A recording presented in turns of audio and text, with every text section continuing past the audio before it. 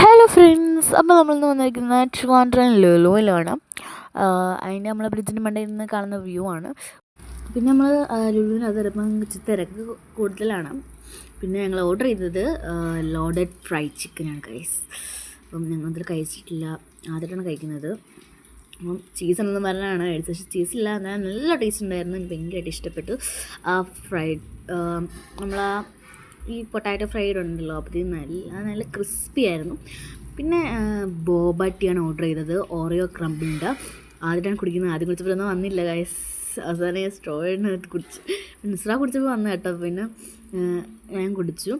പിന്നെ ഞങ്ങളൊരു cake desert order ചെയ്തു, നല്ല ടേസ്റ്റ് ഉണ്ടായിരുന്നു, 3 ലെയർ വരുന്നതായിരുന്നു.